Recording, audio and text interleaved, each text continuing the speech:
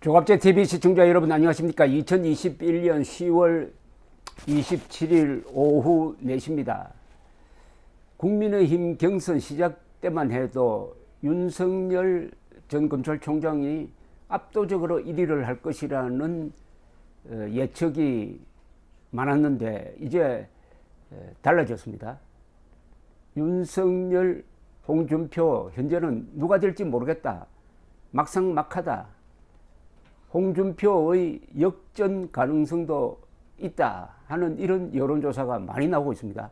11월 5일 이변이 일어날 것이냐 아니면 예측대로 될 것이냐 하는 것인데, 홍준표 의원이 이렇게 급속도로 올라간 것은 처음에는 역선택이다. 민주당 세력이 홍준표를 지지한다 라는 주장이 있었고, 좀 시간이 흐르니까 20대, 30대, 특히 20대가 홍준표 지지로 많이 기울고 있다. 이런 또 이야기가 있다가 요 사이는 또 홍준표의 그 지지 기반이 40대, 50대를 넘어서 60대로도 확산되고 있다 하는 이야기가 나오는데, 이런 힘이 어디서 나왔느냐 하면은 역시 메시지 창출 능력이라고 저는 생각합니다. 홍준표 의원의 메시지 창출 능력과 윤석열 전 총장의 메시지 창출 능력의 대결에서 상당한 차이로 홍준표 의원이 이기고 있는 것으로 보입니다.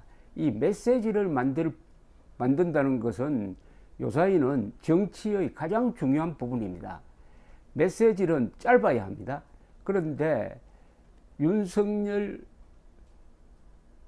총장 쪽에서 나오는 메시지는 길어요. 우선 길고 굉장히 논리적입니다. 그런데 홍준표는 짧아요. 짧고 굉장히 감성적입니다. 감성적인 것과 논리적인 것이 대결하면 대부분의 경우에는 감성적인 메시지가 이깁니다. 정치는, 특히 선거는 어떤 사람들의 이성을 장악하는 게 아니라 감성을 장악하는 것이거든요. 오늘 참 상당히 대조적입니다. 양쪽의 메시지가. 윤석열 전 검찰총장은 페이스북을 통해서 아주 잘 정리된 글을 썼습니다. A4 용지 한 장 반인데요. 정치 공작으로 정권 교체 열망을 덮을 수 없습니다. 손준성 영장 기각에 대한 입장, 공수처인가 공작처인가. 그동안 문재인 정권은 정권 교체를 막기 위해 저에 대한 집요한 정치 공작을 벌여왔습니다. 이번 사건도 정치 공작의 일환입니다. 야당의 가장 유력한 대선 후보에게 상처를 입혀서 이재명 후보를 당선시키겠다는 치졸한 수작입니다. 공수처인지 공작처인지 하는 수사기관은 손준성 검사가 출석을 약속하는데도 무리하게 영장을 청구했습니다. 야당 경선 결과에 영향을 미치려는 정치적 의도를 노골적으로 드러낸 것입니다. 이렇게 쭉 썼습니다. 읽어보면 참 잘 썼는데 이게 그러면 효과가 있느냐? 정치적 메시지로서 효과가 있다는 것은 지금 경선에서 득표에 효과가 있느냐 하면은 이게 너무 길어요. 그리고 핵심을 한마디로 요약하지 못하고 있습니다. 막 공수처인가 공작처인가 하는 게 뭐 메시지로 볼 수 있는데 이게 좀 흔하죠. 그런데 홍준표 의원은 뭐라고 지금 이 이재명 문제를 정리를 해버렸느냐 하면 이렇게 이야기합니다. 뉴스 1과 인터뷰에서 오늘 제가 대통령이 되면은 이재명은 반드시 구속된다. 대통령이 되고 난 뒤에도 철저히 수사해서 주범을 비롯해 여야를 막론하고 다 처단할 것이다. 그건 정치 보복도 아니다. 이재명 후보에 대해서는 양아치, 품행 제로다. 그런 사람이 대통령 되는 경우는 아마 없을 것이다. 국민들이 그런 사람을 대통령으로 뽑기는 어려울 것이다. 그리고 이재명 후보가 높은 지지율을 유지하고 있는 데 대해서도 이렇게 설명을 합니다. 도둑이라도 우리 편이면 찍는다는 진영 논리가 작용하고 있다. 어떻습니까?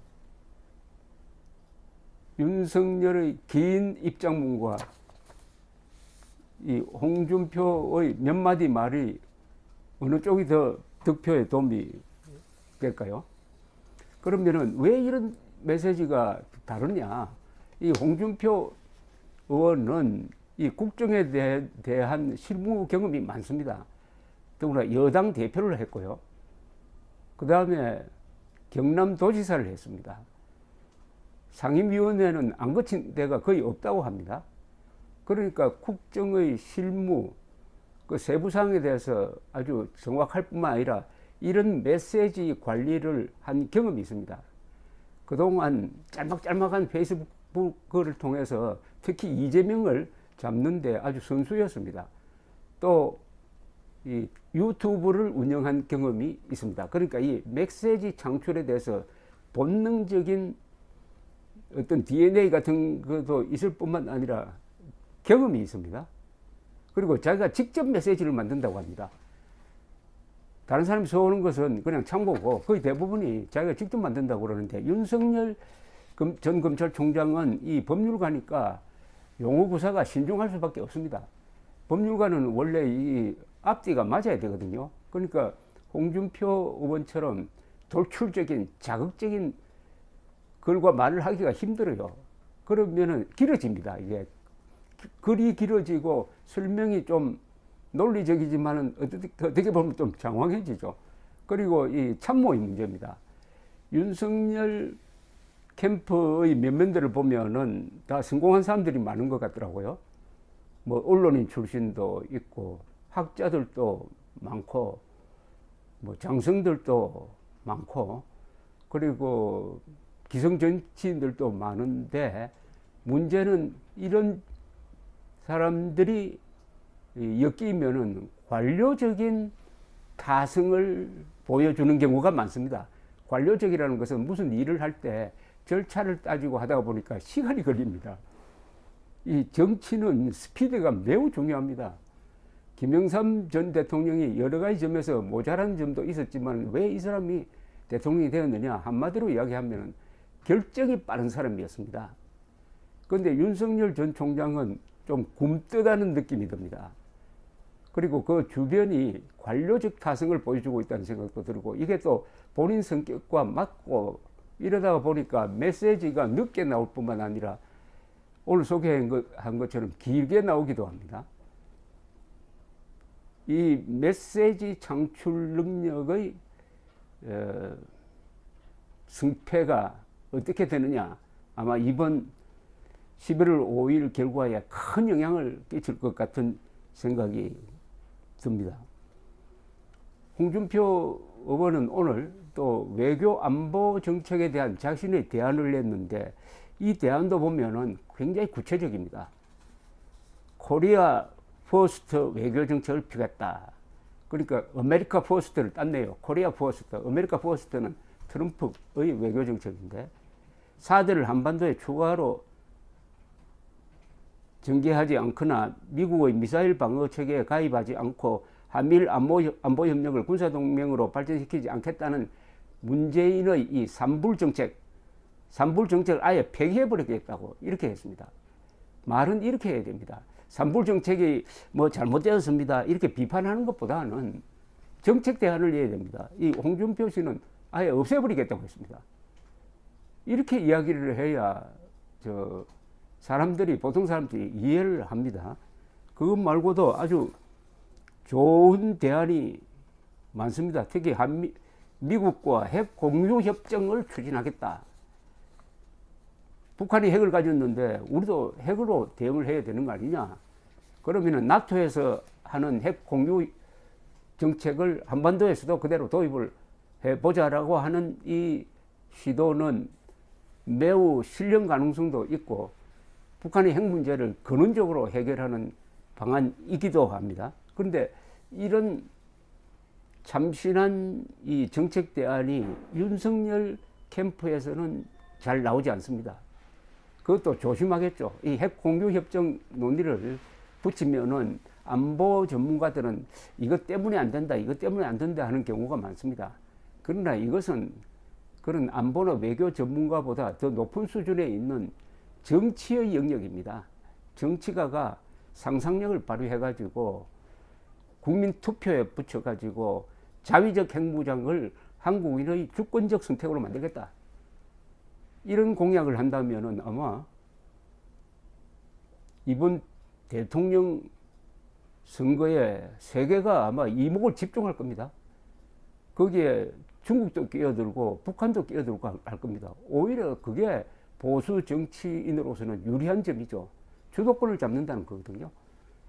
그런 정치적 상상력은 이 법률가나 관료 집단에서는 참 나오기 어렵습니다. 그래서 이 판사, 검사 출신이 정계에서 성공하기는 어렵다는 말이 나오는데, 홍준표 씨의 경우에는 이 검찰 간부로 쭉 올라간 게 아니라 평검사 시절에 바로 정치를 시작해 놓으니까 아마 지금 그 몸에서 정치인으로서의 순발력이 더 강하게 나오는 듯 합니다. 이 야당 전당대회 또는 야당 이 경선에서 어떤 후보를 뽑느냐가 한국 역사를 바꾼 예가 몇 번 있습니다.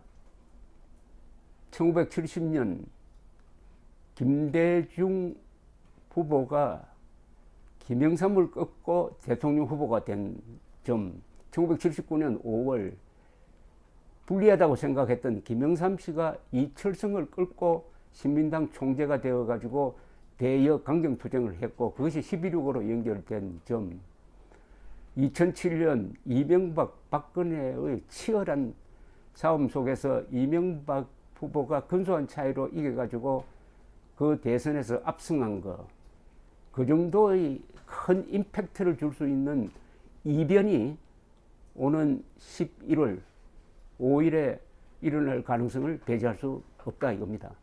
근데 사실은 홍준표가 되든 윤석열이 되든 다 이변은 이변입니다. 기성정치에서 볼 수 없는 대사건입니다. 어느 쪽 누가 당선되는 게 더 큰 이변인지는 아마 국민들이 판단하게 될 것입니다. 어쨌든 11월 5일이 한국 정치사에서 분수령이 될 가능성이 크다는 느낌이 듭니다. 감사합니다.